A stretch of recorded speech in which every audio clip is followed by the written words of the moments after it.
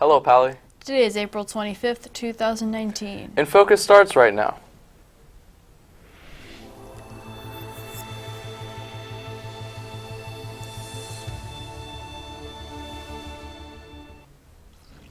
Pally World Fest is coming out next week, and a man was arrested in Sunnyvale for putting many lives at risk. All that and more is coming up on today's show. Welcome to INFocus. I'm Thomas Colburn. And I'm Jason Goldie. There's a lot going on around campus. Here's some important announcements from today's campus bulletin. Changing Our School Week aims to bring the Pally community together through a variety of themes and events throughout this week. The themes for each day are up on the screen. The quad will be full of activities as well as performances for students to enjoy. The Pally Choir Spring Concert is coming up later this month. It will be at 4 p.m. on April 28th on Sunday. For more information, contact Senior Cameron Miller. Next Friday is Pally World Fest. The ASB-hosted event will be filled with events that appreciate Pally and cultures from around the world. The event takes place May 3rd during lunch and tutorial on the quad, and free food and festivities will be available.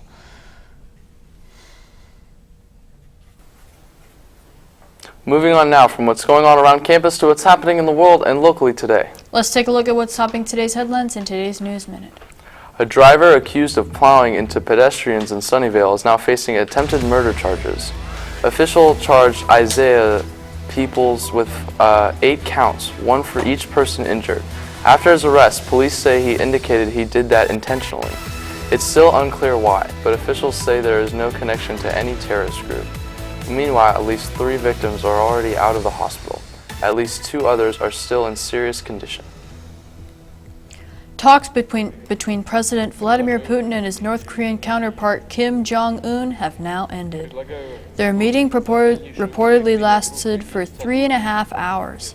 They spoke about how to improve the situation on the Korean peninsula, but there are no plans for a joint statement or any formal agreement. The leaders enjoyed a formal reception and dinner, which included a toast between the 2 leaders. It's World Penguin Day. You can celebrate by learning about the 17 different species of penguin. Dress in black and white or go see penguins at a zoo. You could also donate to a nonprofit that helps the flightless birds.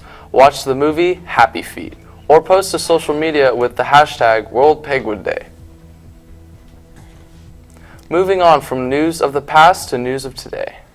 Derek has been doing some research about Flint, Michigan and their water crisis. What are you going to tell us today, Derek? Thanks, Thomas. On this day in 2014, officials from Flint, Michigan switched the city's water supply to the Flint River as a cost-cutting measure for the struggling city. In doing so, they unwittingly introduced lead-poisoned water into homes, in what would become a massive public crisis. By May, residents were complaining that the brown water flowing into their homes looked and smelled weird, but the largely majority African American and poor citizens went ignored by officials. Unfortunately, the crisis didn't end there for Flint residents.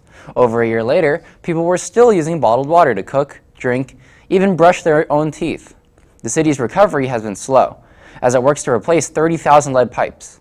In 2017, reports showed that the water in most homes is safe, but some residents still don't trust what comes out of their tap. That's all from me. Back to you guys. Thanks for that, Derek. Now let's look at how our athletes played yesterday. Well, lucky for you, Anthony is in the studio now with the latest in Pally Sports news. I hear we played pretty well, Anthony. You're right, Thomas.